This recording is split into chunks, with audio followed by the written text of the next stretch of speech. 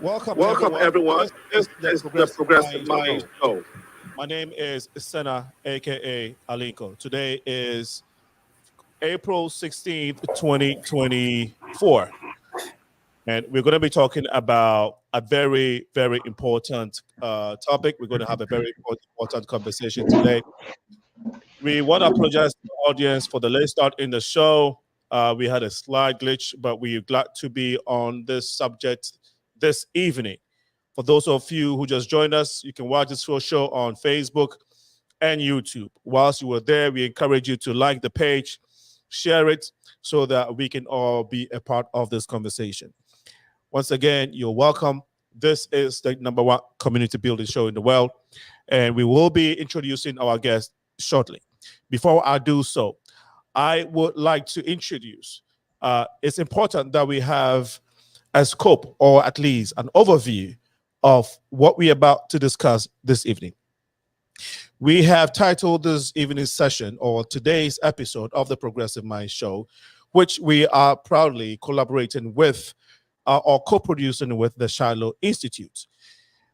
Today, again, is about the live briefing from the Black Jews of Dimona. It is a very important topic. Recently, the whole world has been talking about Israel, a tiny land mass the size of the state of New Jersey that has the attention of the world. We are discussing the Israel-Hamas war, the massacre of innocent Israeli citizens on October 7th, 2023. The punitive response by Israel that has killed more than 30,000 Palestinian civilians. Protests to free Palestine have erupted on college campuses and town halls around the globe. Christian congregations to gather to pray. Christian have congregated and gathered to pray for the peace of Jerusalem. South Africa has leveled charges in the world court against Israel. America has remained a faithful ally and a stand that may greatly impact President Biden's re-election, as the country is split about financing Israel's war.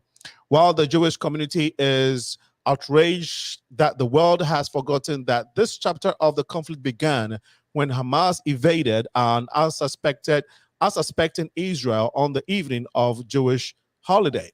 What about the hostages? Someone will ask, or many people would ask. What about the Palestinian people who are distinct and separate from Hamas and the politics of the conflict? And now Iran has entered the picture, sending hundreds of drones and missiles into Israel, while Israel citizens huddle together in bomb shelters in their homes. As the nations rage, there was a small village located in southern Israel, 90 minutes from Jerusalem and 45 minutes from the Dead Sea, called the Village of Peace. More than 50 years ago, a group of African Americans who trace their roots as the descendants of Hebrews settled into the city of Dimona to be a light of the world and a beacon of peace. Today, we join the Shiloh Institute in sharing their story and their profound insight on what is happening in the Holy Land. And let me take this moment now to introduce my great guests who are going to help with the conversation this evening. We have Sar AHMADIEL Ben Yehuda. He is the Minister of Information and National Spokesperson of the African Hebrew Israelites of Jerusalem, answering a spiritual call. He relocated to Israel 1978 and has since dedicated his whole life to the spiritual but practical upliftment of all who desire to live according to the truth. Minister Ben Yehuda is ongoing. Mr. Yehuda's ongoing responsibilities include hosting hundreds of guests and visitors to the community annually. He's also he has widely traveled and has presented at conferences across US, Europe, the Caribbean, and Africa. As a member of the International Society of the Study of African Judaism, he has argued the case for Israel's authentic African roots. To that end, he recently published an African Jewish studies in African Judaism, where he challenged the very paradigm of anthropological studies of Africans who identify with Jerusalem, assuming that the ancient Israelites were white, to approach a converter, to approach, and any African communities would seek to ask where and how they are adopted, assimilated, or were converted to their belief system. Now, he has a very this background is very extensive, and so at this moment, we would like to go straight to Sar. But a quick note in his bio that I want all of us to understand: he is soon to publish 2 books: Hidden Roots, Racism as a Catalyst to War and an Obstacle to Peace, and Has Africa Divorced Ghana? Has Africa Divorced God? Those are the 2 books he's currently working on: Culture, Consciousness, and Spirituality in the Pan-African Movement. He has written and consulted regularly concerning Africa Hebrew Israelites and the African presence in Israel. Again, like I said, he has an extensive background, so we will try and cut it short. Honorable Sir AHMADIEL, you're welcome to the Progressive Minds.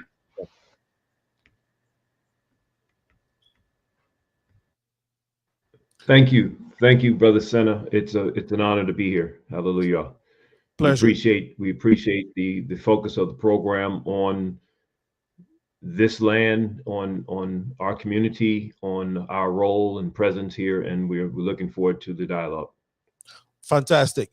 Next to him is our own Bishop Grant, who resides here in the city of Chicago. He serves as the National Executive Director of the Shiloh Institute, which is an organization. Sorry, pardon us for the feedback there. Okay, so he is the executive director for the Shiloh Institute, which is an organization committed to cultivating leaders for ethical global engagement through the development of spiritual, ethical, and national identity. The Shiloh Institute invests in improving and forging fresh relational bonds for Black leaders in the United States, Africa, and Israel. Bishop Travis Land Grant II is a former National Executive Director of the Rainbow Push Coalition. He served the organization for 30 years in various capacities.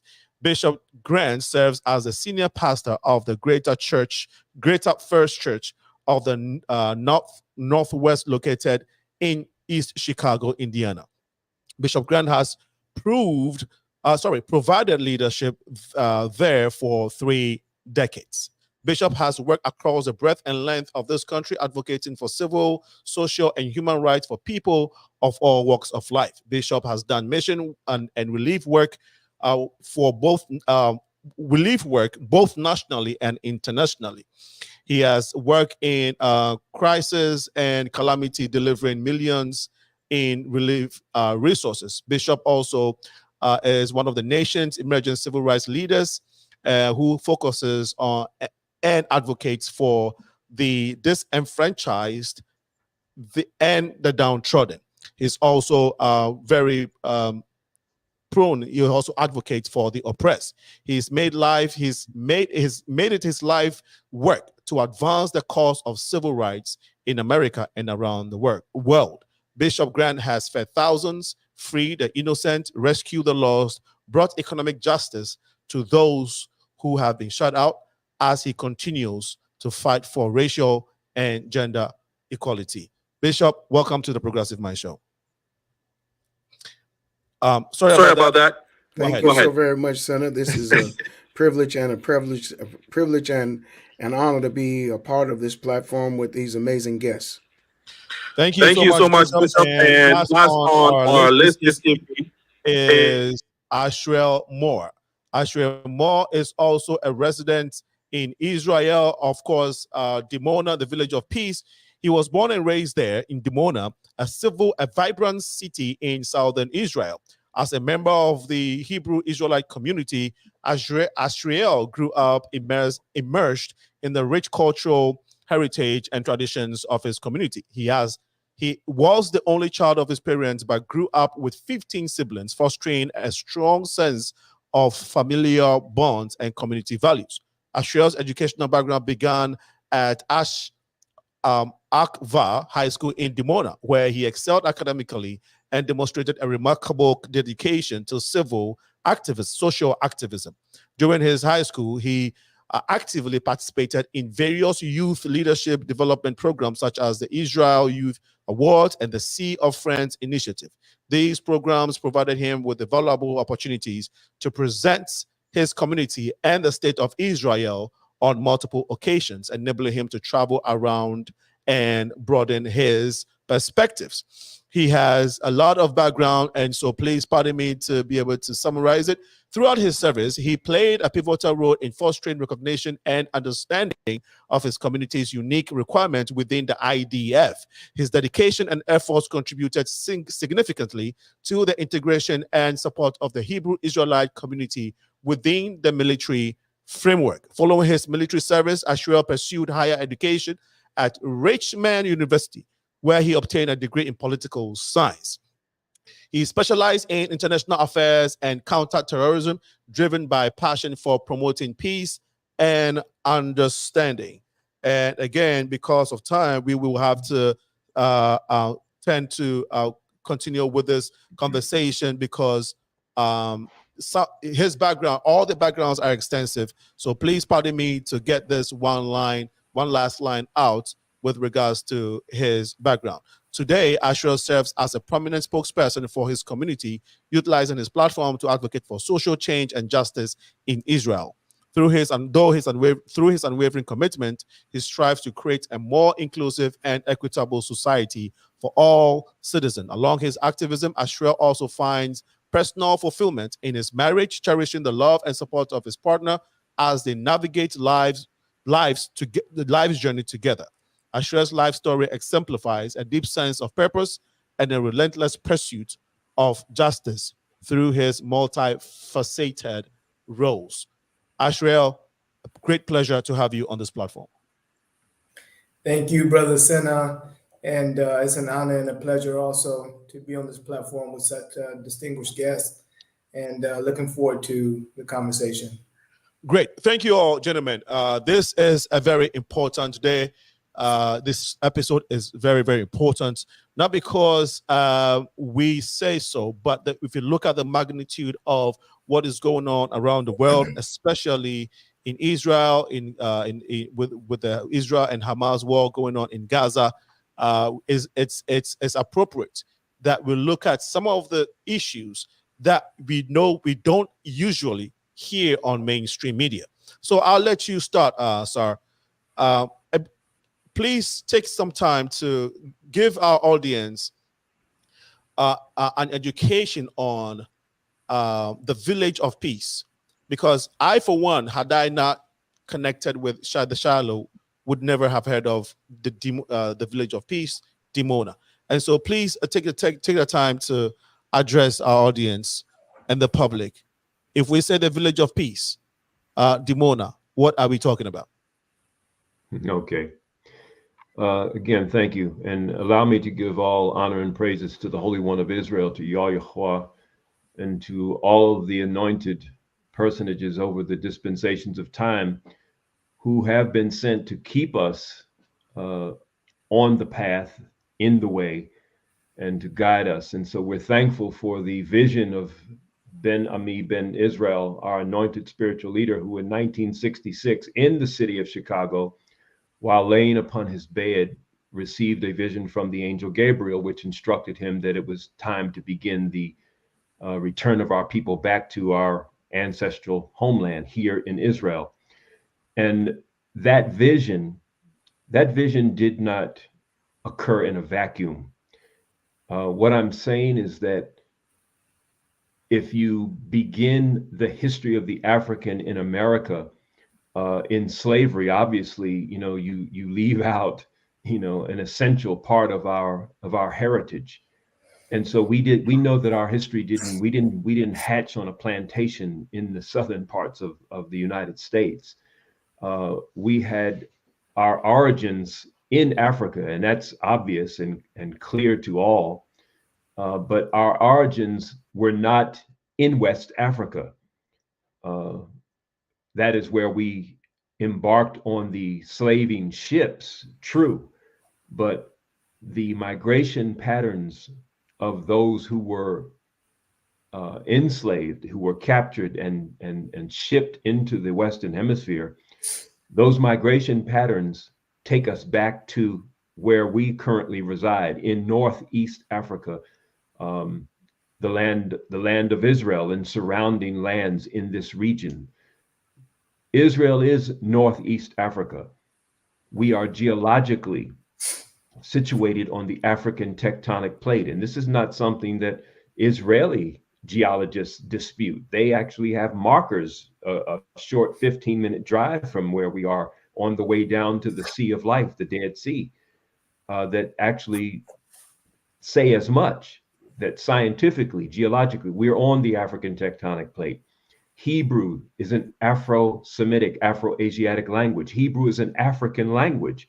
And we could go on and on. And so in short, there's a third narrative that we bring. Maybe we'll talk about this later as we get into the current geopolitical situation. But we bring a critical third narrative to this land and to this contest that most people have only seen from two prisms, that of the Palestinian and that of the Israeli. But Ben-Ami's vision was stirred and birthed in the Nat Turners. It was birthed in the Bishop C.H. Masons. It was birthed in the struggles of Prophet William S. Crowdy and others. When slavery, the institution of slavery, when Nat Turner, his rebellion was so fearful that when it became known the military objective of Nat Turner's rebellion, the name of that town was changed. And if anyone would like to know, the name of the town was Jerusalem. But try to find Jerusalem in Southampton County, Virginia today. You won't find it because the town's name was changed to Cortland. And what I'm saying is that in the mind of the African who was enslaved, that we already knew a great deal of the Bible. And we can document this. We can talk about Mungo Park, a Scottish explorer who encountered the Mandinka schoolmaster named Fantuma, who had in his possession Arabic copies of the first 5 books of the Bible, an Arabic copy of the book of Isaiah. And he was telling this European explorer stories of Joseph and his brethren, Moses, David, and Solomon. And he was giving out these stories as part of his own folklore. And so we already knew a lot, and I'm talking about 1799, 1800. And so we already knew a great deal about the Bible as an enslaved people in the Western Hemisphere. But on those plantations in America, we were forbidden to read, write, preach, or teach, especially after Nat Turner's rebellion. That struck fear in the heart of the white plantation class. And so it was more of an underground type movement. And of course, one of the primary expressions that allowed us to keep alive a cultural consciousness and remembrance of who we were the songs that we sang in the fields. You know, we sang about the River Jordan. We didn't sing about the River Niger, the River Gambia, the River Volta. We sang about the River Jordan. We didn't sing about Mali, Songhai, Timbuktu, West African landmarks and cultures. We sang about Jericho, Jerusalem, Canaan's land. And that's because that was our authentic heritage. And so it was much more than song. And I've got tons of research. We have compiled more documentation on this phenomena of the African roots of this land than any other entity. We can say that hands down.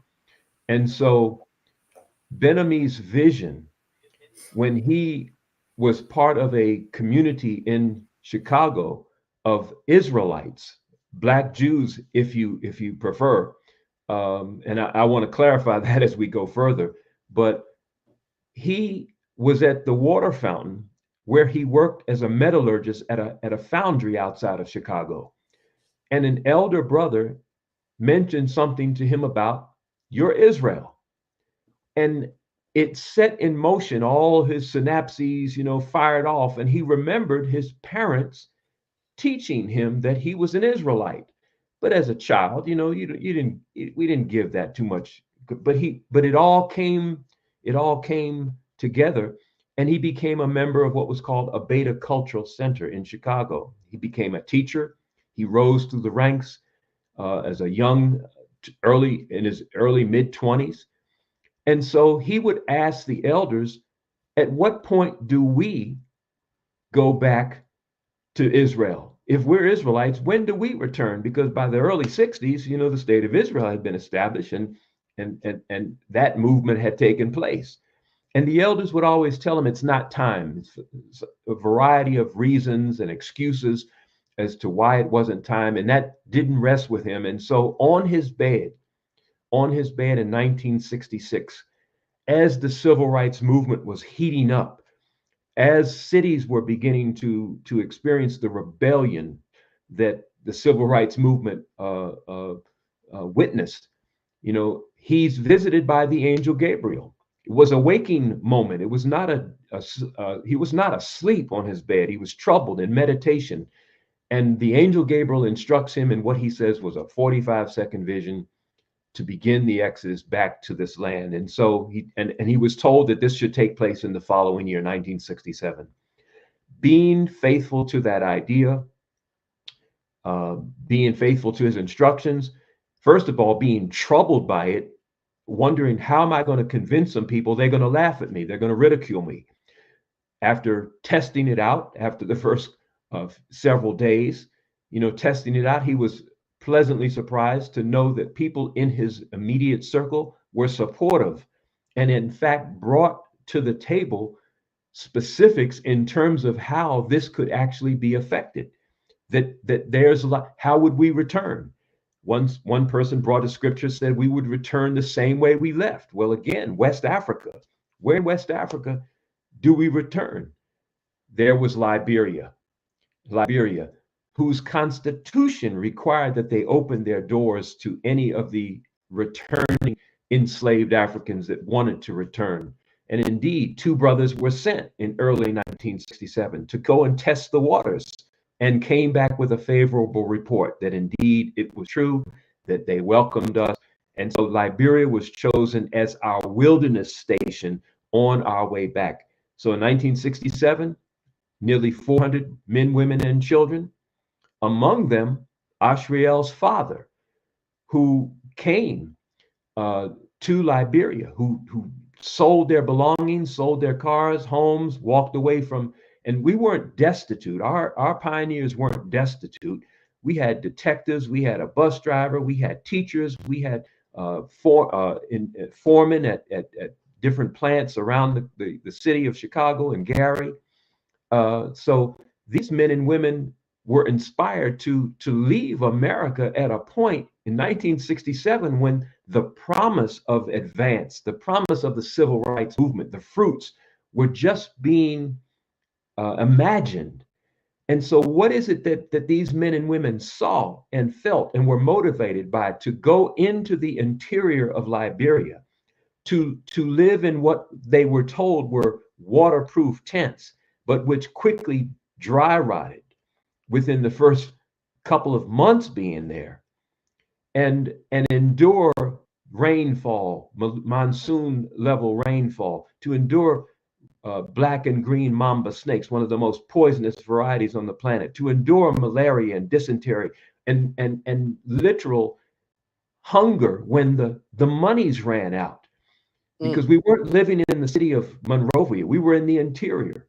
And so we had to rely on ourselves, our ingenuity, our spirit of survival. And indeed, in the 2.5 years that we spent there, 2/3, almost 3/4 of the original 400 went back to America, because it wasn't easy. I always, in giving respect and honor to those pioneers, those 138 that endured that, I always say, I'm glad they answered their call. My call came a decade later, but I don't do snakes, brethren. You know, so I didn't get that call, and I'm thankful. And my children need to be thankful I didn't get the call at that time. I'd have been in that number that went back. I don't do that. Right. So we're thankful. And so again, this didn't occur in a vacuum. So fast forward, let me back up and then fast forward. 1966, Ben-Ami receives his vision. 67, we leave according to that vision. We're in Liberia, 67, 68, struggling, starving, being broke down in the spirit to the point where you were humbled to have to learn how to survive on that land. That what you thought were weeds were actually nutritious. They were greens growing in the wild. And so 68, we get the report of Dr. King's assassination on transistor radios. There was no CNN up to the minute coverage at that particular time. So no one knew that on April the 3rd, in his last public address, that Dr. King invoked and recounted his own vision that we as a people would get to the promised land. Now, this is in the context of the COINTELPRO era, the J. Edgar Hoover memo, in which he said very clearly, prevent the rise of a Black Messiah. Now, Messiah, that's a curious term. That's a Hebraic term. He didn't say prevent the rise of a Black leader, a Black progressive leader, a Black militant leader. He said a Black Messiah. Now, prophetically speaking, Messiah is anointed, one chosen by God, one who comes under the command of God. And there has been a continual coming of messianic personages in our heritage. One might say that Nat Turner was such, and we could go on with that, but that's another discussion. Nevertheless, when Dr. King made that statement, and in the context of America and the Black American movements and leadership being infiltrated by the FBI, being monitored, being targeted, that when Dr. King makes such a statement and the next morning he's assassinated, he doesn't get out of his motel room. What did Hoover and the FBI and the powers that be in America, what did they fear and see? Nevertheless, we're in Liberia. We hear about his assassination. We hear about the eruption of the cities in flames. I was in Washington, D.C. I grew up in Washington, D.C., and I remember my father taking me to watch the corridors, the urban corridors being burning, and the National Guard riding up and down the streets. You know, he exposed me to this. He took me on his shoulders to Dr. King's I Have a Dream speech. So fast forward again, 66, 67, we're in Liberia. 68, the assassination, we're still in Liberia. The eruption.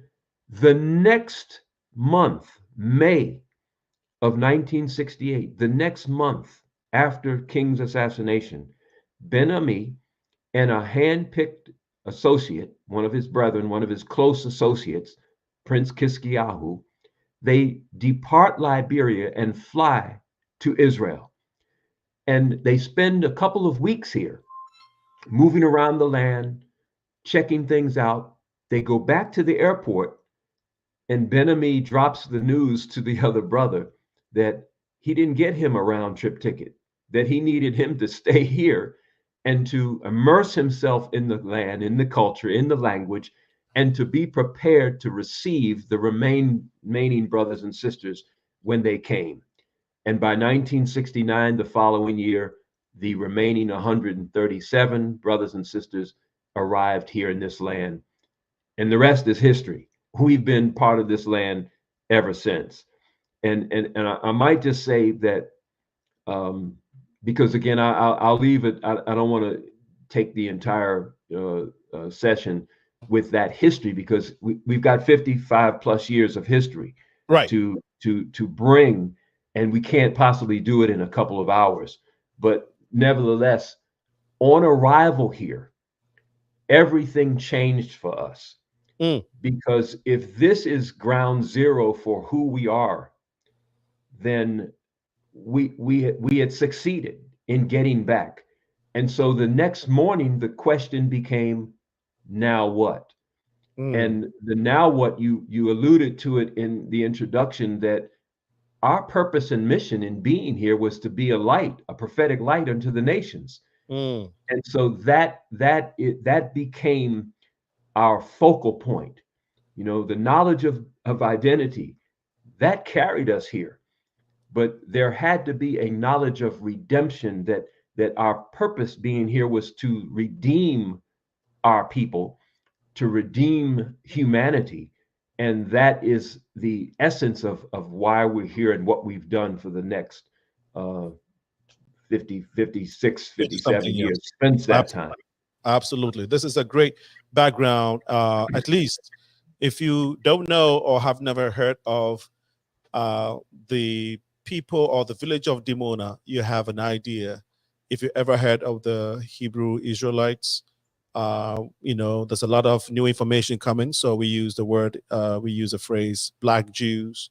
And you said you were going to, speak on that. So this is all a learning moment for a lot of us when it comes to this very rich history that you have just shared with us. And we know that we would have time to delve into some of the things that you expand on, some of the things that you shared with us. So thank you so much for that rich background, Sir AHMADIEL.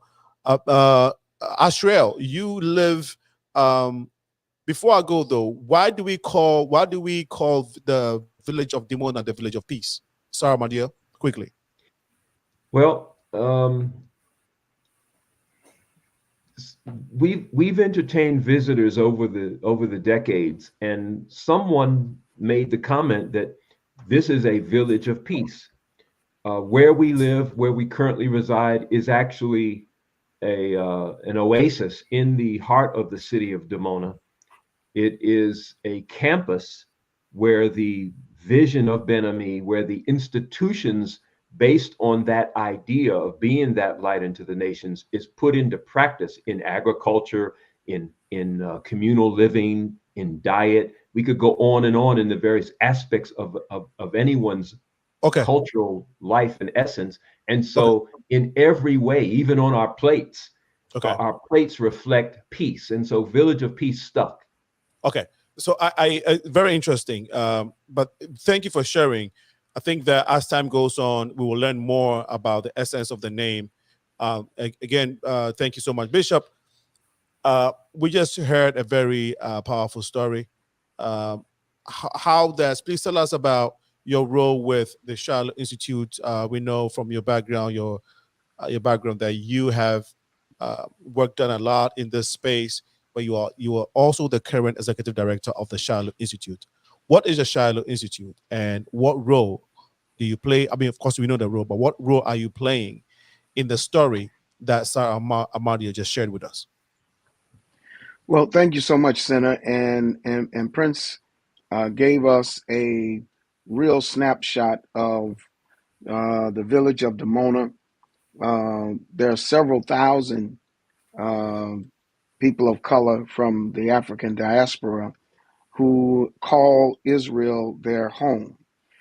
My work here domestically in the United States and my work around the world in humanitarian efforts, it's a natural progression for Shiloh, whose singular mission is to raise, develop, and enhance global ethical leaders with a focus on Africa, Israel, and the United States.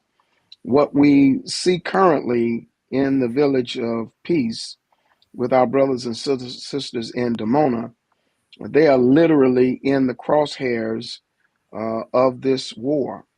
The past 72 hours with over 300 missiles and rockets and drones sent hundreds and thousands of miles from Iran, and our beloved community there is literally at ground zero. The work that they have done for over 50 years with several generations, and what they've done through self-reliance and their own divine and domestic means of self-preservation and self-sustainability is a miracle and a story that needs to be told around the world.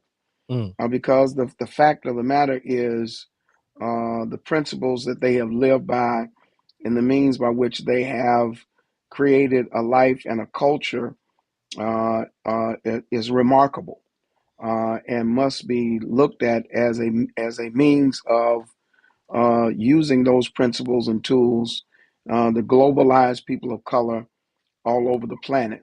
Shiloh sees the opportunity.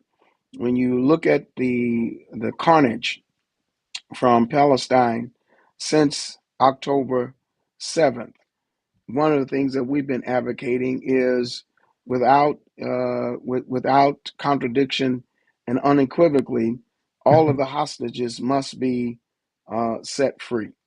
We know that some hostages have lost their lives through the bombing and the incursion in Gaza.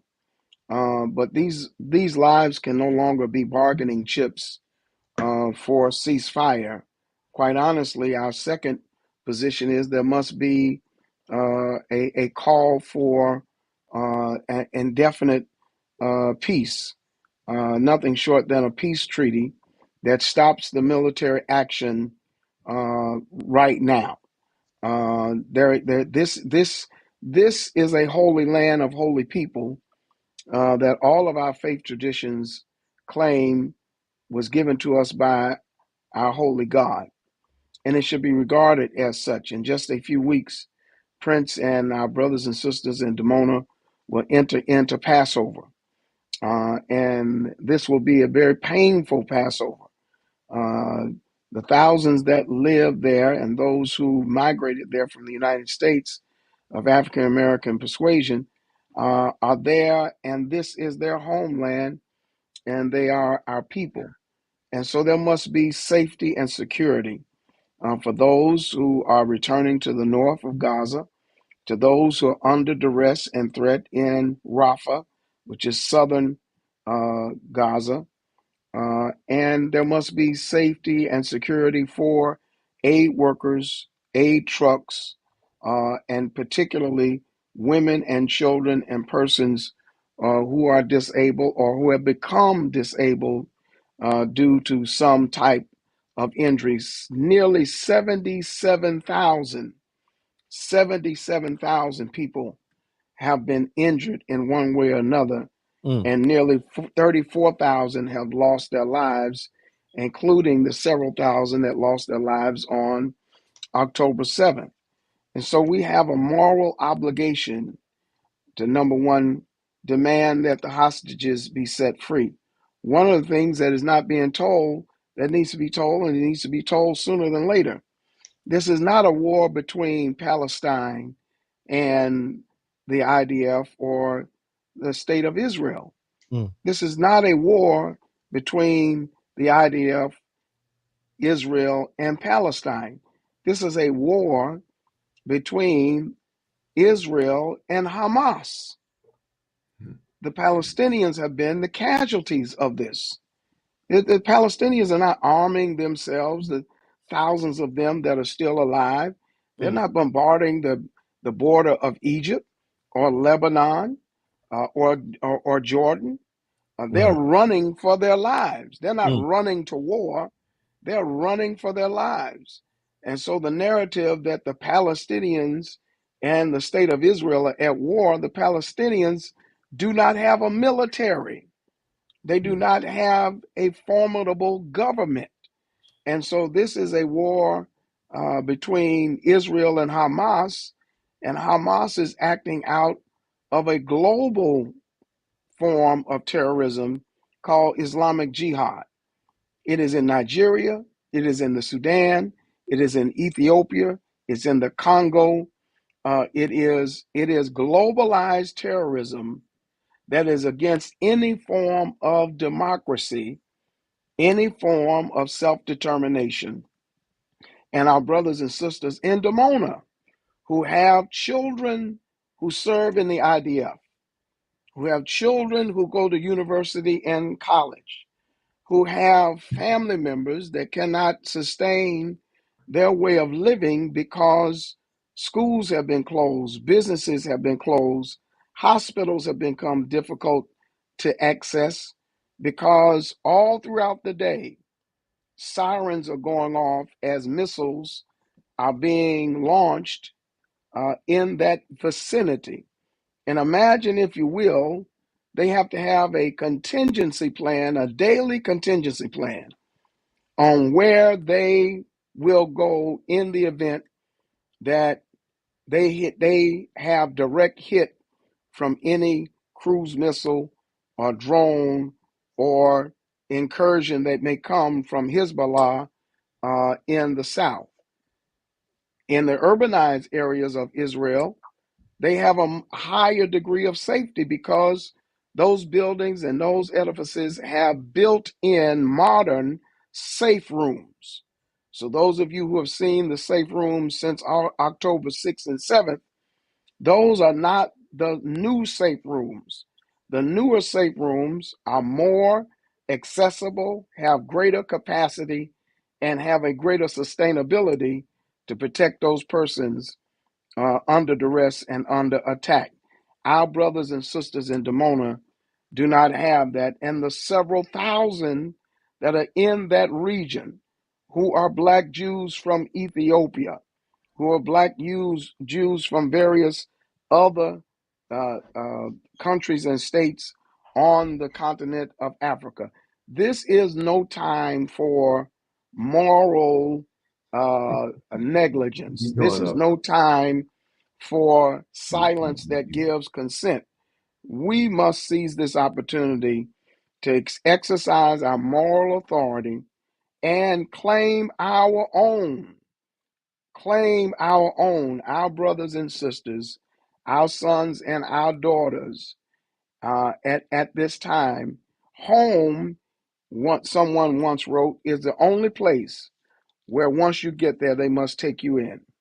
And these are our brothers and sisters, and we must advocate for them. We must support them. We must provide them every means of sustainability to not just survive, but to succeed. They succeed.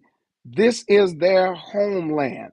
This is our homeland in a religious sense, and we should speak up as such. So Shiloh is taking the charge and the assignment and the mantle to raise a clarion call.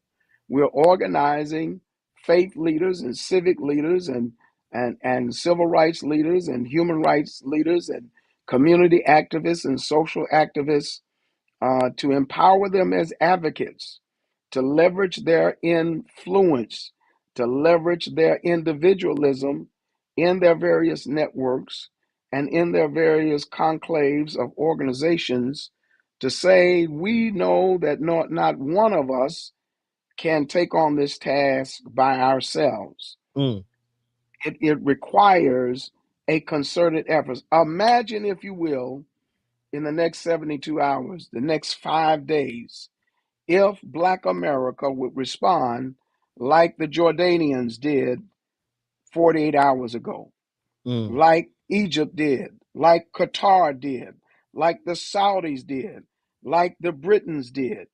Imagine, if you will, if Black America would respond and say, these are our people, these are our family members, they come from our communities, they come from our neighborhoods, they come from our kitchen table, and we demand that the hostages be set free.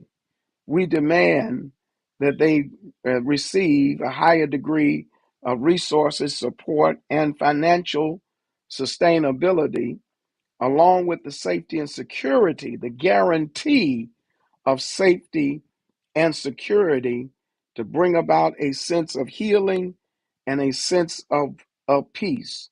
There's no greater weapon in a war than peace.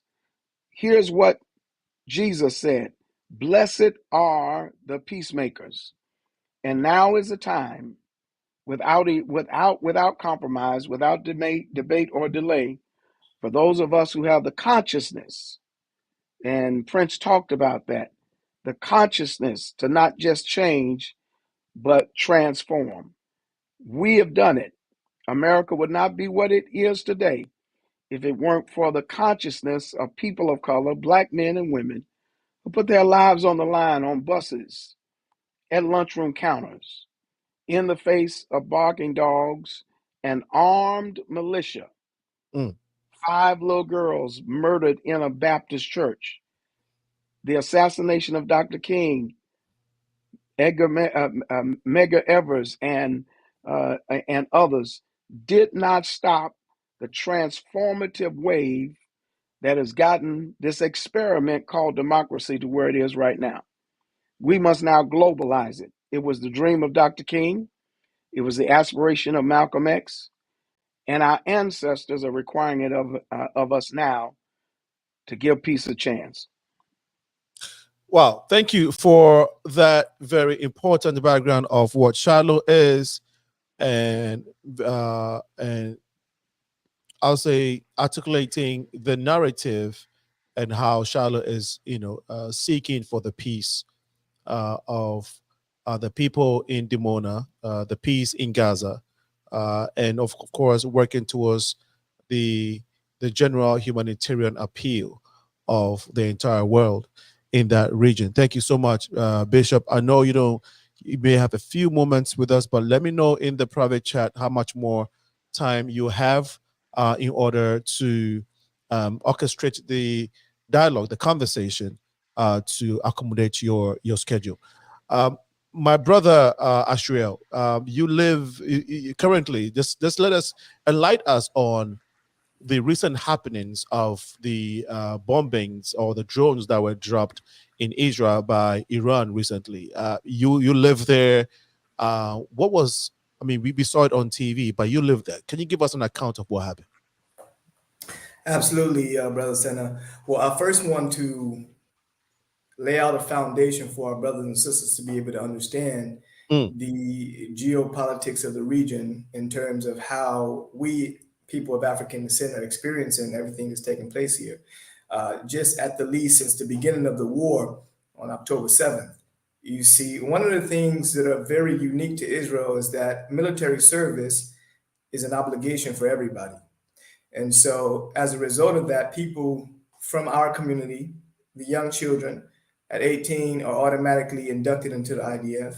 You have other communities of African descent here. Most people don't even know that you have approximately 500,000 people of African descent residing here in Israel. That's including the African Hebrew Israelite community in Dimona. That's including the Beta Israel Ethiopian community. That's including African American Jews. That's including the asylum seekers from Eritrea and Sudan who actually fled war and found refuge in Israel.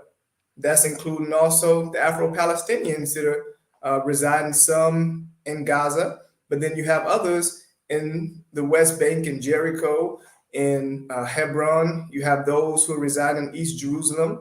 You have those who reside in Rahat, the largest Bedouin city in the world. And so we are experiencing everything taking place here in Israel equally, just like everybody else who's residing here in Israel. And so when you ask about what happened just the other day, having 300 missiles and drones and cruise ship missiles being launched from Iran to Israel, those rockets, those drones, those missiles, they don't really have a specific target in terms of an audience or in terms of a specific color or specific ethnicity. The rockets, the drones, the missiles, they fall where they may. And, listen to this though. A significant amount of those rockets, those missiles, those drones were actually targeting Dimona. And Dimona is a city, like the minister did just lay out very eloquently, where we are actually residing. Mm. In a city of approximately 30,000 people, which is a very small town, 10% of the people who reside in there are people from our community, the African Hebrew Israelite community in Dimona. Mm. And so just imagine, had we not had those iron domes that were able to intercept the rockets in the air. And having Dimona being a specific target, that means that the city is not only the target, but anything that happens in the city also affects us. Mm. And so we're directly affected by rockets and missiles and drones being targeted to Dimona. And it's not like we have all of the facilities that are necessary, because the bishop spoke about, those safe rooms, right? And the new buildings, where every new building for the last 5 years, they've actually have built-in safe rooms inside of the homes to ensure that you have enough time to be able to actually make it to the safe room. But in usual sense, you have about between 30 seconds to a minute and a half to actually reach a safe room. But within our community, we don't really have, safe rooms within the homes.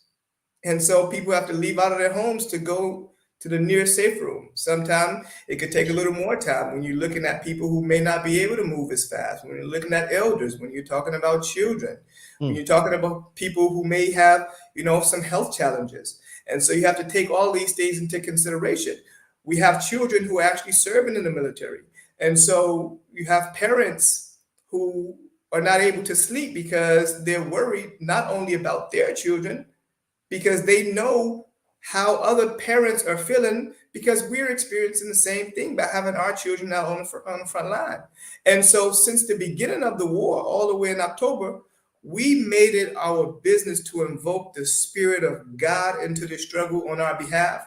And so we made sure that every day we gathered communally to put up a prayer for safety, for security, and for peace. For the last 6 months, every single day, besides Saturday and besides Friday and Saturday, but every other day, we made sure that we gather ourselves in order to ensure that we're protecting not only ourselves, but everybody who's out there who's looking to provide some type of security so that we can be able to sit here and conduct this conversation at this time and be safe. When you see other brothers and sisters who, for the last 6 months, have evacuated their homes right there on the border with Gaza, in a city called ASHRIEL, and another city called Netivot, that are just a few kilometers away from Gaza. And so since October 7th, they've been, for the last 20 years, as a matter of fact, they've been experiencing the launching of rockets. They hear these things. They're seeing these rockets. Actually, we had people whose buildings were actually hit by some of these rockets. And so they have evacuated their homes, and they've been away from their homes for about 6 months now. Do the bills stop coming? Absolutely not. Do they have to continue to somehow provide for themselves? They absolutely do. Can they work? Most likely not. And so they're experiencing the chokehold of this very bloody war as well. You have brothers and sisters who fled war in Sudan and Eritrea and Ethiopia, who found refuge in Israel, and who've been in Israel for approximately 10 years, 20 years, and others a little less. And they don't really have a lot of assistance now from a lot of those organizations that have been assisting them over the years, because everybody's focus is now on the families of those people who've been abducted, those people who have casualties, those small neighborhoods and cities and villages right around the Gaza Strip that were actually targeted on October 7th. And so all of the focus is going elsewhere. And when Bishop spoke about the importance of us needing to come together and to rally our people behind us as people of African descent who are here in Israel is not only a rally behind, us as people of African descent here in Israel, but it's the fact that we are holding up the banner for our brothers and sisters as the catalyst on the ground who is representing that idea of returning back to our ancestral homeland. So when the minister spoke about the fact that it wasn't just the Back to Africa movement and then just coming back to Israel, but we're actually coming back and returning to our ancestral roots, our ancestral homeland that started before the slave trade and before our migration to West Africa, we've returned home. And so we don't just call Israel our home. Israel is our home. And so we're involved in every aspect of the life here in Israel, including the bad parts, which is unfortunately the war and the wars as they are. And so when we look at the last 6 months, where approximately $2 billion have been raised for aid for Israel, and a few more $1 billion that have been raised for aid for Gaza, and we're looking at both ends, and we see that we have people of African descent on both ends who are affected by everything that's taking place here. But how many of those $1 billion have actually been given to communities of African descent who are in need? And I'm sure that a lot of those funds have been raised also from people of African descent, because we have seen, how Black organizations have picked up, the banner to advocate on behalf of the Palestinian people over in Gaza and to raise funds on their behalf and to, and to put packages together. And we've seen brothers like Floyd Mayweather, who flew over to Israel on more than one occasion to donate funds to, different organizations and different peoples, but just directly bypass us.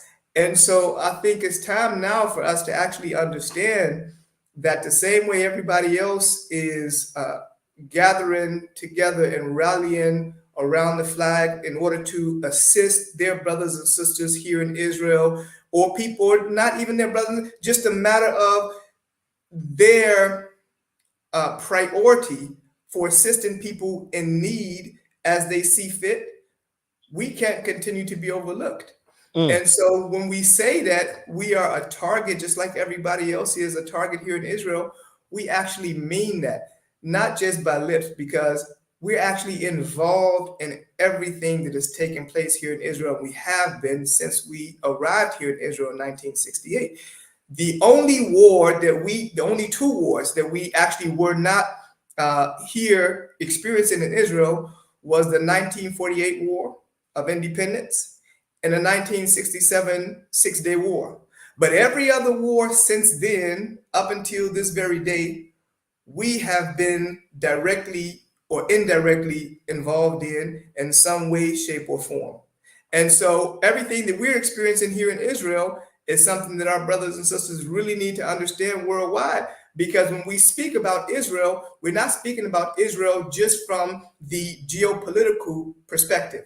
We're speaking about Israel as the foundation for our brothers and sisters who read that Bible, who open up that Quran, who speak about the children of Israel, who speak about the return to Zion, who speak about Canaan's land, who speak about one day, the ships are going to come back and take us back home. We are back home, and we're experiencing a lot back home. And so we just need that moral and that financial and that spiritual support from our brothers and sisters worldwide to be able to understand that that we're here, and we can only remain, in a position that we're in if we had that kind of relief from our brothers and sisters worldwide. Excellent. I like that. I like how you. I like that. The last point that you made, the need, the financial support, the relief, very, very significant, which is what Shiloh is working hard on. One of the things that Shiloh has been working on. And I want to bring Bishop in real quick before he take leave of us. Before that, I'd like to remind and actually make a correction to an earlier statement that I made, that this conversation and what Shiloh is doing is not only for the peace of Gaza, but the peace of Israel in its entirety. we stand for peace. And so all the efforts of Shiloh, when I say we, I'm talking about the Progressive Mind Show. We agree and are in conjunction with the Shiloh Institute, working and fighting for the peace of Israel, the peace of Black people, the peace of white people, all color people. We stand on the side of peace. And so I just wanted to clarify that point while I bring Bishop in. Bishop, uh, the, what are the efforts, or what are some of the gains that Shiloh has made so far in getting the relief, that the people of Dimona so badly needs, as alluded by ASHRIEL and somewhat Sar? Well, we've been talking with partners and we've been talking with allies, and we hope to announce very, very soon a phenomenal initiative to get immediate relief, support, and aid to our brothers and sisters in Dimona. Mm. You know, Israel is uh, a cacophony, a symphony, if you will, of color, of background, of culture, and whether you're black or white or whatever your particular religious preference is, in the dark, we all look the same. Mm. And peace is the most powerful weapon in the time of war. And so, our peace initiative, peace for you, for me, anywhere, at any time, especially now, is our mission. And from Tel Aviv to Rafah to the West Bank, the entirety of Gaza, the entirety of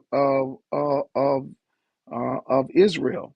When you look at what is happening in Syria, there are several thousand children in camps in Syria as they are the casualties of war. When you look at what has happened on the continent of Africa, and lives that will never be the same, nations that will never be the same, here in our own hemisphere, what is happening several hundred miles off of the border of the United States in Haiti.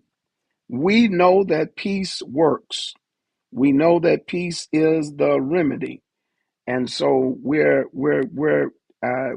standing up and answering the call, this humanitarian call, this messianic call that we have upon us for such a time as this. And why not start in the place called the Village of Peace? Those of you who would want to help in one way or another, go to shilohинstitute.com. Follow us on all of the platforms. The opportunity now for you to be an advocate, the opportunity now for you to be a global ethical leader, to leverage this kind of influence, whether it is in the United Nations or whether it's in your own denomination or your pulpit, or whether it's at your kitchen table. The idea of peace is a great idea whose time has come, and it stops the violence, it stops the war, and it gives opportunity for us to be more than a color, to be more than a label, to be more than a title. How about trying to be human beings? That's the mission of the Shiloh Institute. Thank you so much, Bishop Grant. We would want to open the phone lines now. I know Bishop has to take you have a few more minutes. If there's a question for Bishop representing Shiloh Institute, please go ahead and ring in now. The number is 815-277-5047. For the next 2-3 minutes or so, please go ahead. If you have a question or comments, you can call 815-277-5047. 815-277-5047. I'm also going to put it in the chat and read out one or two comments that have trickled in so far. Okay, so here I think we're going to have, okay, so here's a comment that just came through from Dr. Caroline Thurman Forster. Bishop Caroline Forster, believe in God for your safety and great peace. Thank you, Dr. Caroline Thurman Foster, for chiming in the conversation. This one came from Roderick Mitchell. Hello, my lovely brothers and family of the lands. Thank you, Roderick, for chiming in. Joy, all the way from Nigeria. This lady is a phenomenal lady in Nigeria. She works with thousands and thousands of the youth in Nigeria. Joy, if you're listening, we need to connect with you on this project. There's so much work you're doing. God bless your heart for being a blessing to the youth of Nigeria and Africa in general. Thank you so much. This is Brother Ebenezer Ankra, who's also in Texas. Thank you for joining the feed. Thank you for supporting the conversation for peace this evening. This is Donald. Truth be told, trying to see what the following statement is. But that'll be it for the comments that have trickled in so far. If I'm not able to see yours, please draw my attention to it. Mau Lomekwaku is also watching us. Hey, thank you so much for joining the feed. Thank you. Pearl Agbuka just also joined us. Pearl, thank you for being part of the show this evening.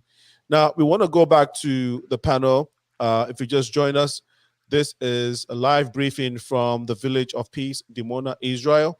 We want to know what is going on with our brothers and sisters in that community. We're also talking about the peace of Israel, the peace of all Black people in this time of war. We say we stand on the side of peace.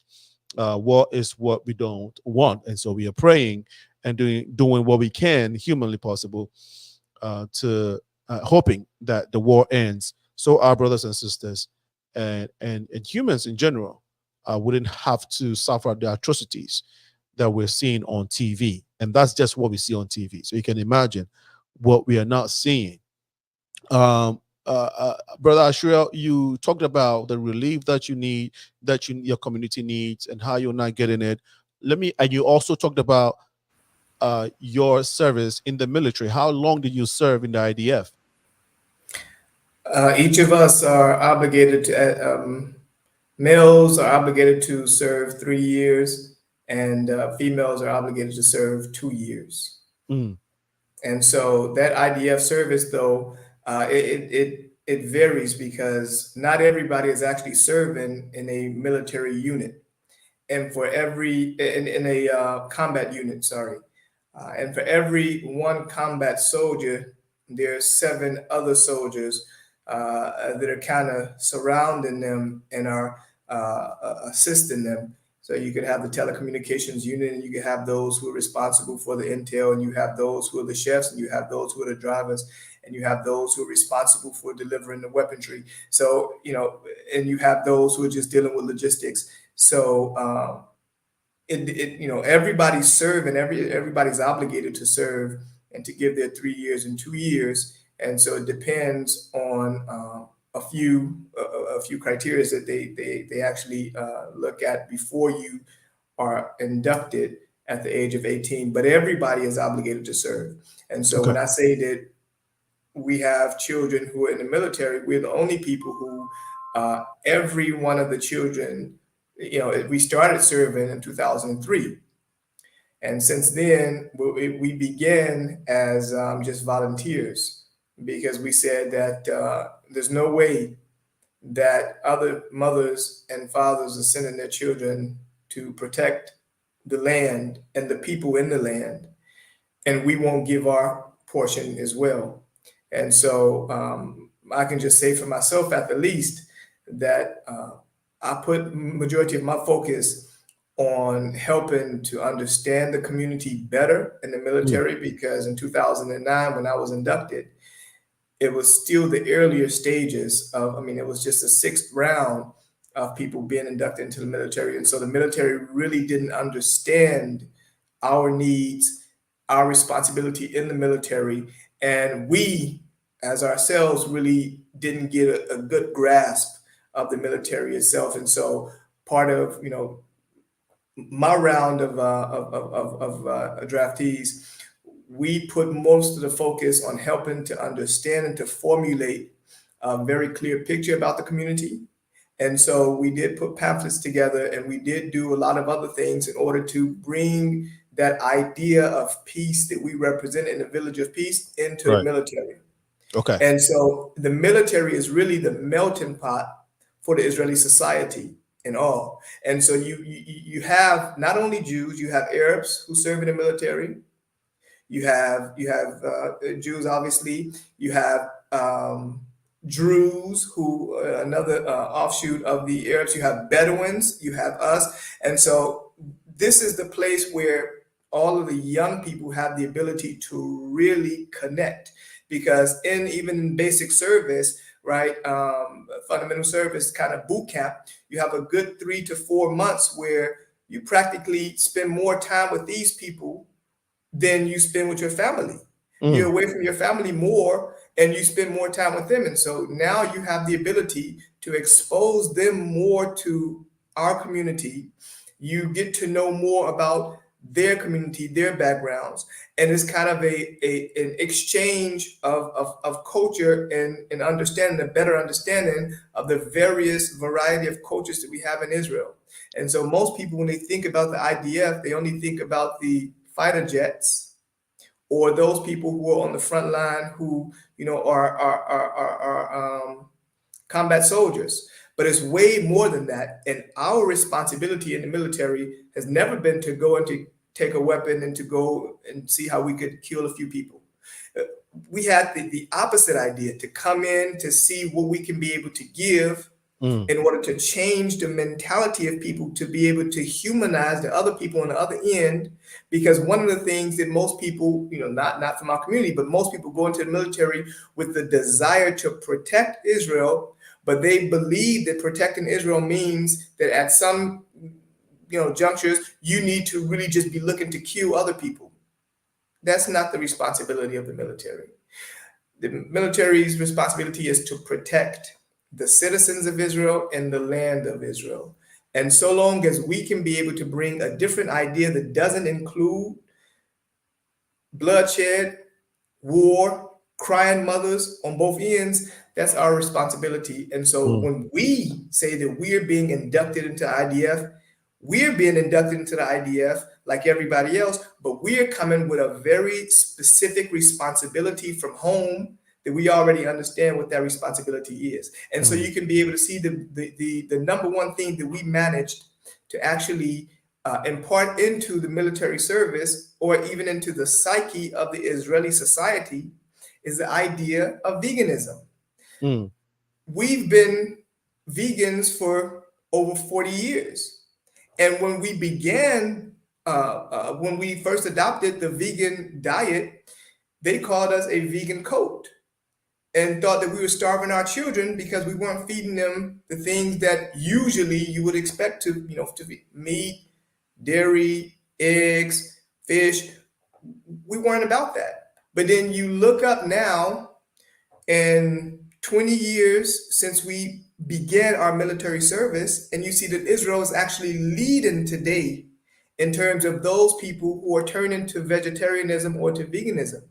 And so obviously it comes from the kind of impact that we're having within that Israeli society, when we really have that close-knit relationship where people want to understand more about our community, about our background, about our culture, traditions, and why we don't do a lot of the things that they do. Right. And so I think that this has been kind of our responsibility in the IDF. When you ask, what are we doing in the IDF? Absolutely. Great insight. And I'll let Sar come in a second. I know there are a few things that he would like to comment on or share with us. The number again is 815-277-5047. So there's a question here, and I think this was directed to Bishop. Is a bishop or are others committing to connect with the Hebrews Israelites in Dimona? Okay, so that's a question that hopefully we find an answer to, in terms of it being directed to Bishop. So hopefully maybe Bishop can call in, or later on we will try and get his response if possible. So this one is from Maganiel says, is the bishop as no, I think that's the same question. I'm sorry. Brother Senna, Yes. if I might, I think I can answer that question based on the fact that I know that Bishop has left the platform, but he is committed to come visit us next month. Oh, So okay. Great. And he's been here prior. Mm. So absolutely, the answer to that would be definitely Yes. he's committed the resources of Shiloh to helping assist us. Absolutely. Awesome. The great response, and I appreciate that. Is the bishop and us committed to connecting and working with alongside the Hebrew? I think that's. I'm sorry, I don't know. I keep repeating the same question. What's the connection, if any, between Hebraic practices, Christianity, and Islam? I think this is a perfect one for Sar. If you want to take this question and then comment on maybe some previous statements that you had wanted to go ahead. Okay, thank you. Excellent question. And Bishop actually referred to the religious ancestral home for African Americans. Mm. And we've grown in our understanding of this quest for God.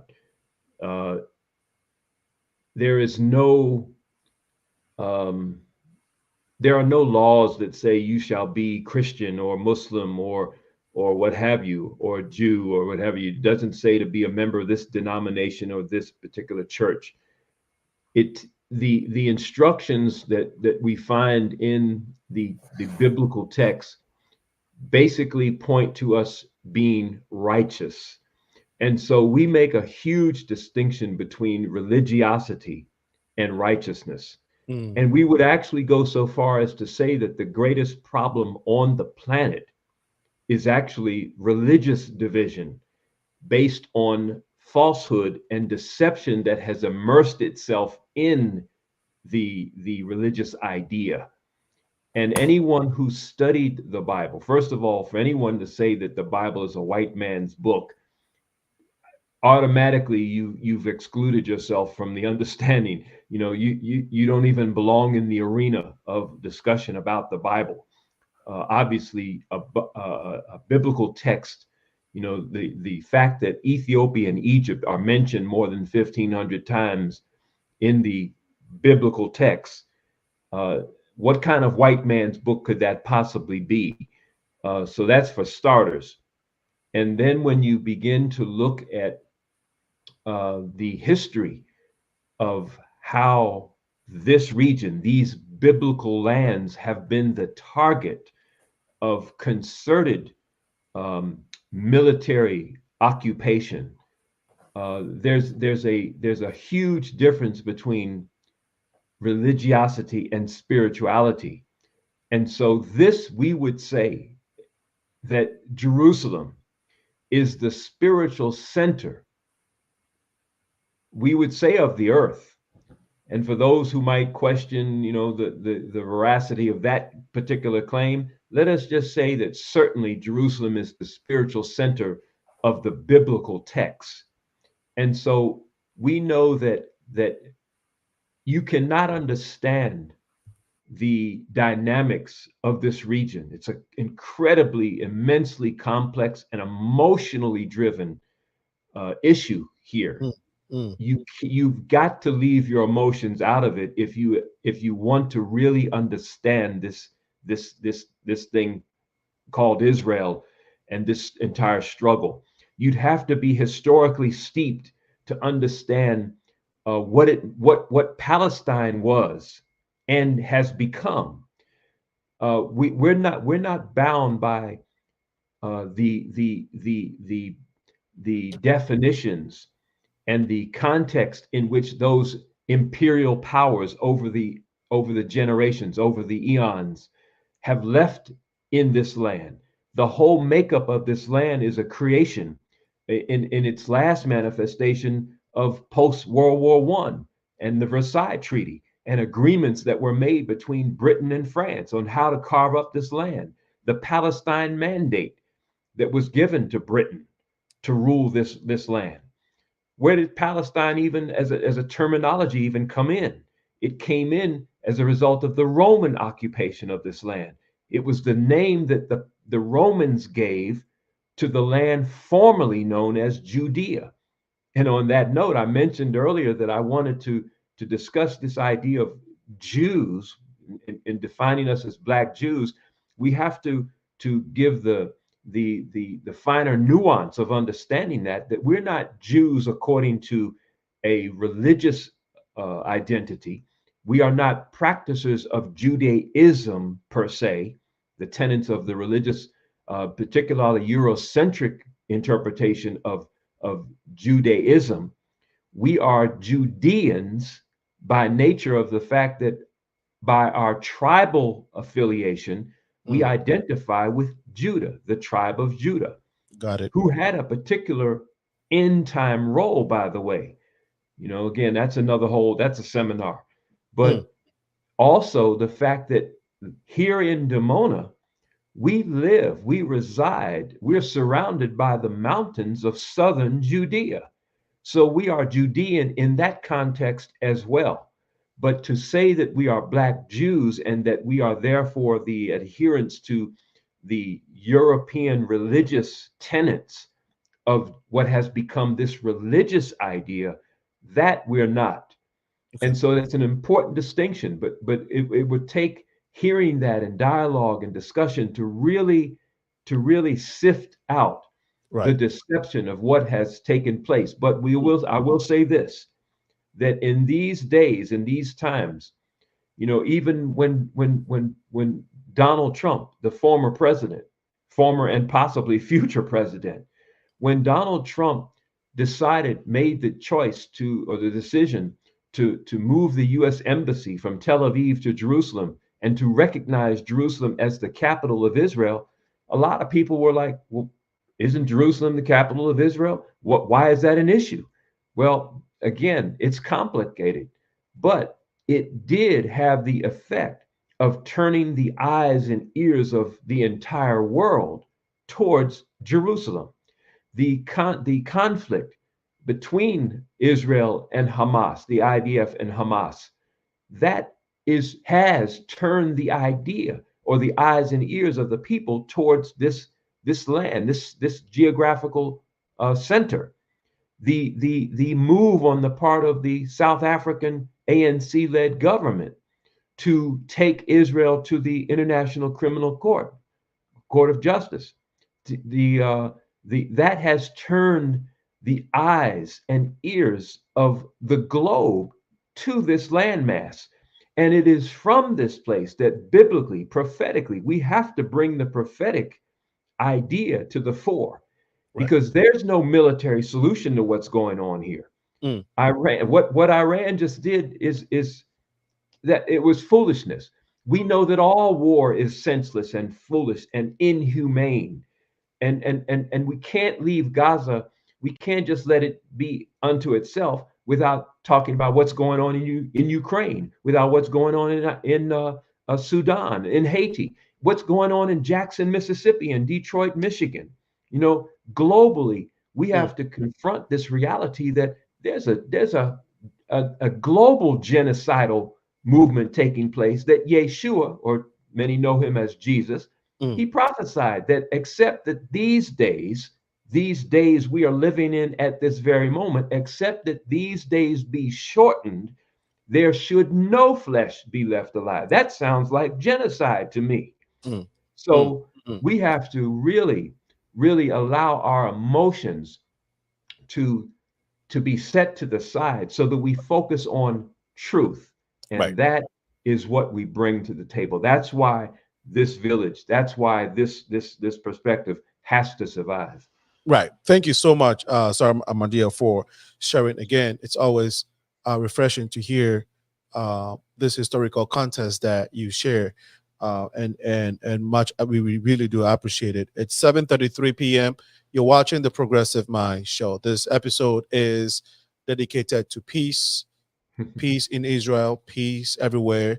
This is also a Shiloh production. Shiloh Institute is working hard working hard for the peace of Israel, and also working hard for the peace for everybody, peace on both sides, peace for Palestinians in Gaza, peace for black or white.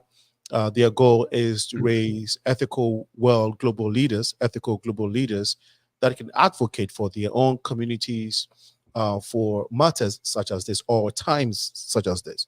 So if we all can advocate, or if we all can empathize with what our brothers and sisters are going through, then I think that we can dip into our pocket or look at resources that are available to provide the help that our brothers and sisters need in Dimona, Israel. So if you have heard, I mean, from what you all have heard, if anyone wants to support, please send it to, you can reach out to the Progressive Mind Show. We will take it on behalf of Shiloh Institute, and it will go straight to Israel, to our brothers and sisters in Dimona, the village of peace, who are struggling. And so the information, actually, the contact number is 815-409-9123. You can also reach us on the Progressive Mind Show social media pages. You can email us at info.progressiveminds@gmail.com. info.progressiveminds@gmail.com. Anyone who would like to assist brothers and sisters in the village of peace, Dimona, and work towards a peace of Israel, work towards a peace of the war that's currently ongoing, please reach out to Shiloh Institute on Facebook. You also can go on their website, shilohInstitute.org. shilohInstitute.org. The phone line is 815-277-5047 for those who want to ring and share their opinion or even ask questions about what we are all learning today. This is a live briefing from the village of peace, Dimona, Israel. Now, I'd like to go to one of the comments that just came through, maybe two of the comments. This one is from AHMADIEL Israel. Hopefully, I'm pronouncing the name correctly. Ahamala Israel. Help me out. Okay, great. So the comment is, please feel free to visit the website above to get greater insight into our lives in Dimona. So we do not see the website. Can somebody put the website in the chat so I can read it out? And the website is not showing here. And then comment again from Brother Maganiel. I think it's a question to Brother ASHRIEL. What are some of the initiatives that people can support, and what are those about? Okay, what are they about? I think that it's clear what he's trying to communicate. Please go ahead. Whilst you're responding to that, because of time, can you also narrate to us how it all started, when the bombs, when the drones and missiles were dropping that night? Where were you? What time how long did it last for? If you can just put all of that in your response, Brother ASHRIEL. Okay. In terms of the initiatives, first we have brothers and sisters that have been displaced from their homes and have been away from home for about 6 months now. And they're now residing in shelters and relief homes, but they need that assistance from us to be able to continue to sustain themselves, because they're not working. They still have to pay, the bills. They still have to pay rent, although they're away from home. They still have children who need to continue to go to school, so they still have to continue to pay, whatever the cost is for those things. We also have our family members in the Village of Peace in Dimona. Now, we need to make sure that we have contingency packages for every one of these family members, brothers and sisters of the community, because if Iran was able to send over 300 rockets, drones, and cruise missiles within a matter of 2 hours, because you asked, where was I? Right. Well, I was here in Tel Aviv, but every week, on and off, I'm in Dimona as well. But even if I'm not physically in Dimona, the community is still there. My biological family is still there, and my friends are still there. And so, what they're experiencing is what I'm experiencing, because I couldn't sleep knowing that that's what's taking place. But not only that, yes, we were able to see, the rockets being, shot above our heads as well. And so, that was a terrible evening, and everybody was in anticipation of it. Look, let me tell you this, Brother Senna. Mm. That was actually my birthday evening, and some of my friends said that even Iran was sending over birthday cakes. It was funny for that moment, but it really wasn't funny when I thought about it, because here you have it. People were up at 1, 2, 3 o'clock in the morning, can't sleep because every few minutes the sirens are going off because missiles are being shot over their heads. And good thing that they weren't actually able to land in the city. But just imagine if the Iron Dome wasn't there, and even if the Iron Dome is there, there's just but so much it can contain, which means that at one point or another, some of those rockets can be able to get through and land. And God forbid if that happens in our community. So we need to make sure that we have the contingency packages prepared for each one of the families. We need to make sure that we have stock in our community store. We need to make sure that those people who have not been able to work because they need to stay home, stay around to look out for the community members, we need to make sure that they're able to continue to handle themselves. Those people who were laid off their jobs because of this war, because some of the factories closed, because they don't want to produce anything, because some of those factories are right there on the Gaza border. Some of those people who are just absolutely messed up because family members and friends of theirs were, affected by these things. Let's remember now, the world may just see it as a few rockets coming into Israel from one place. But now we're talking about 4 different fronts. We're talking about the Houthis on the southern front, southern border with Eilat over the Red Sea. We're talking about Hamas on the southwestern border.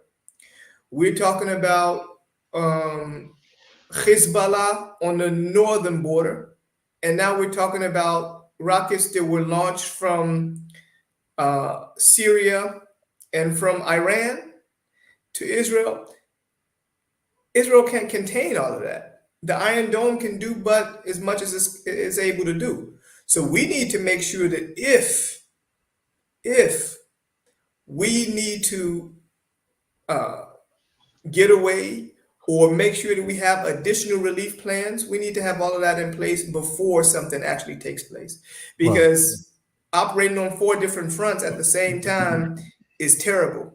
And people don't understand the kind of damage that could cause, not only in terms of the physical damage, but the psychological, spiritual damage that also could cause people who are not used to these type of things. In Dimona, since the Gulf War, we haven't experienced rockets, missiles, drones at this capacity within 3 hours. We haven't experienced something like that. So the people are really shooken up from that. So we want to make sure that we could provide for the people who are in need.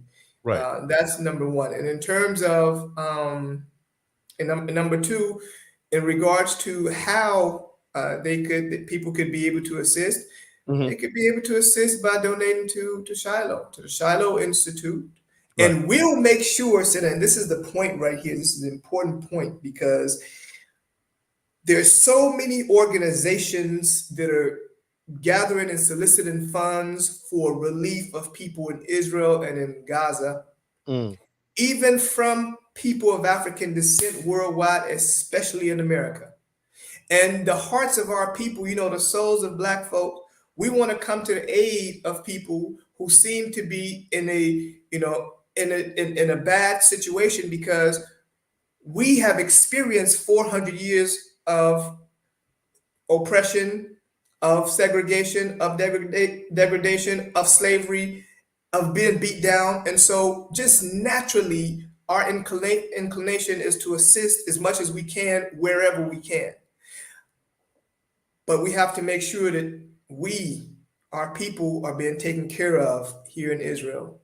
And so when you're donating to Shiloh, you know that those funds are going to be directly sent over and provided for our brothers and sisters in Israel who are in need. And you can go to sleep on that. You can't go to sleep on knowing that you donated funds to a big relief fund and you have no idea where those funds are going to. And you may not ever hear about those funds anymore. But you have a very direct link now to your brothers and sisters here in Israel. Right. And I'm not only speaking about the African Hebrew Israelite community in Dimona. Because like I say, you have Ethiopians who haven't received any relief. And how do I know? Because we speak to them. We have brothers and sisters of African descent who are Muslim as well, Bedouin and Afro-Palestinian and others who aren't receiving any relief either. But we experience the same thing as other people. And so if other people can look out for them, for their own, then I'm sure that we can look out for our own. And we need to make that a priority for ourselves. Yeah. No, well said, brother. Well said. And I think that there's a lot to unpack, but we would want to continue the conversation another time. I know it's about 3 or 4 a.m. your time, right? And yeah, and I know. Correct. Right. And you have to be up the next morning, go about your regular businesses. So we would not take too much of your time. We would be wrapping up shortly. So, of course, if you want to learn more about the Village of Peace, Dimona, the website is thevillageofpeace.com. Thevillageofpeace.com. You can't get any more simple. It's very, very, very easy to get. You type the Village of Peace, you can learn everything you need to know about that beautiful community in Israel. So this is a comment. Let's go through this quick 2-3 comments quickly, and we can wrap up this episode. This is Ambassador Reverend Kwamo of Trinidad and Tobago, logged on and listening in support of the solidarity with Sar Mardiel and the Village of Peace in Dimona. Thank you so much for joining in. As we are watching and sharing our solidarity, please let's also contact folks within our network to donate. Our brothers and sisters need our help, as Sarah Mardiel and ASHRIEL have eloquently expressed in this conversation. How does these bomb shelters look like? Does it have exist? Okay, should one entrance get blocked and enough oxygen for the numbers? So K Mensa has a very technical question, and that I'm sure that ASHRIEL will be able to respond to. But because of time, let's get the next comment before that. Let's see if we'll be able to respond to that, ASHRIEL. This question or comment is from Maulome. He says, I should say that the ongoing conversation is profound and essential, especially focusing on the important role of the Gulf to our various faiths. But just to add, can we provide same energy to situations in Haiti, DRC, and other conflicts happening in African countries? Yes, my brother, God willing, with the capacity, we shall. The conversations are great and enormous around the world, as Sar and ASHRIEL have mentioned. The plight of Black people around the globe is sometimes, I would say, discouraging, or sometimes uh, just not always uplifting. Let me put it that way. But we will do the best that we can to bring some of these conversations to the forefront, and so we chip it a day at a time. So let's all keep these conversations going. Let's all remember our brothers and sisters who are going through hard times, even on the continent of Africa. You will think that it's all Black people, and so we should be able to navigate through our own affairs freely, but that does not seem to be the case. On that note, we would like to wrap this conversation up, this episode up, and hopefully come back very soon to continue with this, and which is with this great with this important conversation, which is very, very important. I'm getting a signal here, but we need to close. We can't take any other calls. We need to end the conversation. That said, brother Sar Amiel, AHMADIEL, please close us in 30 seconds so we can wrap this evening session. Go ahead, please. Thank you again, Brother Senna. Thank you to the audience. Thank you to Shiloh Institute and all of those, Bishop Grant and others who've made this possible. We are deeply appreciative. And again, in the context of this war, this conflict, you can watch CNN and BBC and Fox, and you can basically toss the dice on what to believe and what not to believe. But what is real is that we are witnesses to the end of an age, the end of an idea that has had reign over our planet. And as that winds out and comes to a close, we have to be mindful. Yeshua said this was just the beginning of sorrows. And so for the brother who inquired about being able to assist Haiti and DRC and others, that again is our prophetic mission. That is when we get this right from this land and we begin to broadcast this from the spiritual center of Jerusalem, when we get this right, then it would be the manifest of that being the light unto the nations. Light in a moral and spiritual idea, not a military prowess, not economics, not technology. It's got to be on another level, and that is what the African brings to this equation. And we can be the source of what Abraham was promised, that through his seed that all the families of the earth would be blessed. And so we represent that, and we're appreciative to have that opportunity. This is what we've committed our lives to. This is our purpose and mandate. We're aligned with that. And we look forward to continuing this dialogue so we can continue to again, share this message from Jerusalem. Absolutely. Thank you, Brother Senna. Thank you so much. ASHRIEL, maybe you can respond to this in your closing remarks, with your closing remarks. There is a youth, a very young chap sent this message, and I really want to get it out. We need to get the youth informed with the information from the people at the source. He says, does this community, there was a call coming through, but the call we couldn't sustain it. He says, does this community, which is Dimona, only live in Dimona, or do they associate themselves with the whole of Israel? Which you guys have already stated that, but please take the opportunity to respond to that quickly in your closing remarks, Brother ASHRIEL. You're muted. So I'll start with that question. No, we do not only reside in Dimona, but that is our center. But we have brothers and sisters that are spread throughout the country. For example, I'm in Tel Aviv now, but you have those who are also in southern cities, Dimona, Arad, Mitzpeh Ramon. We have brothers and sisters in Ramat Gan and in Jerusalem, and then Rishon LeZion, and then the Northern Light in Tiberias, and we have those who reside in Eilat as well. So we have brothers and sisters who are spread throughout the country. That's in regards to that question.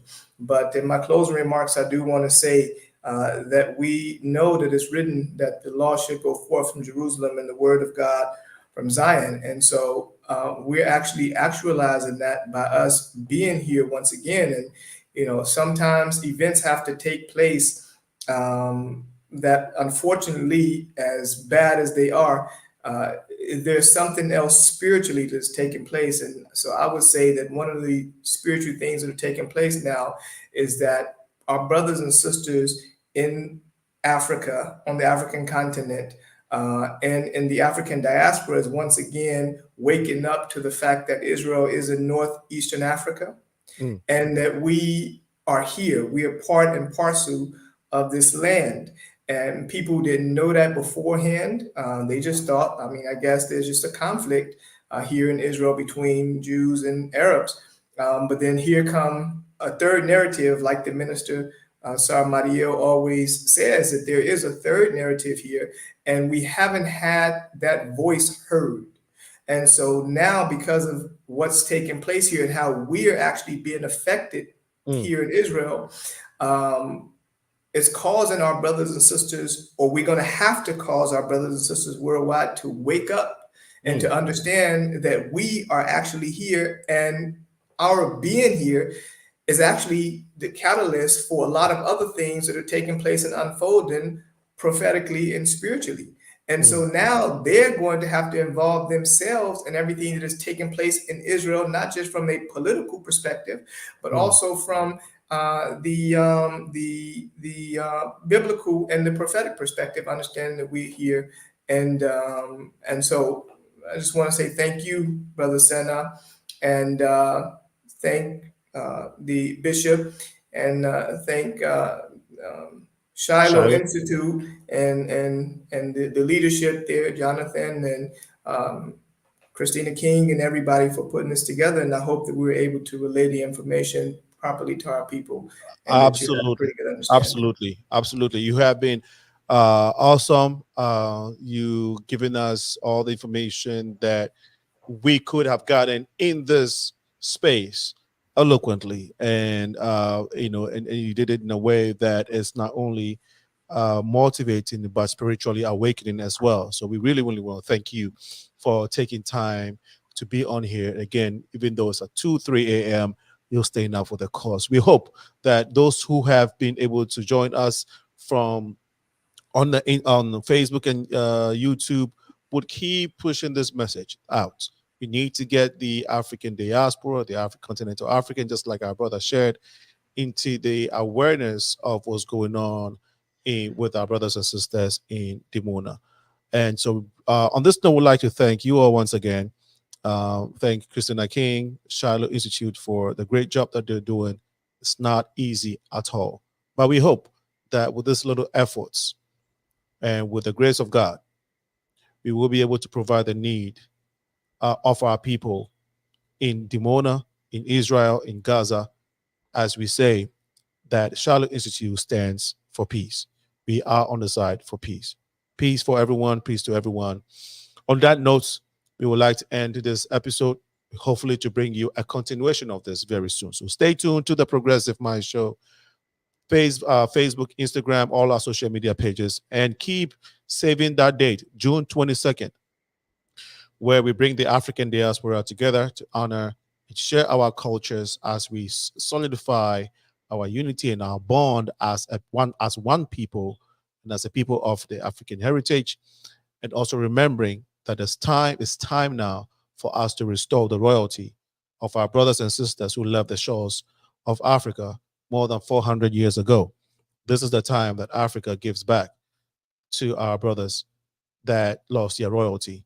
And so stay tuned. June 24th, you can be sure to see a very royal event in the city of Chicago. Our king is coming from Ghana, the Volta region to be precise. And so we are looking forward to it. Again, go on our social media pages, look for the exchange ceremony for more information. Alternatively, if you get in touch with us on Progressive Mind social media pages, we'll be able to give more information in that regard.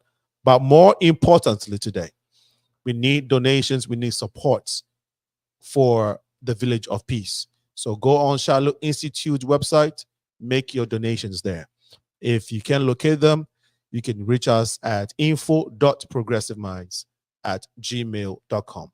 info.progressiveminds@gmail.com. To all who join us who were not able to call in or contribute, we thank you too. Let's keep the conversation going. Remember, to whom much is given, much is required. This has been your host, Senna. See you next week. Bye-bye.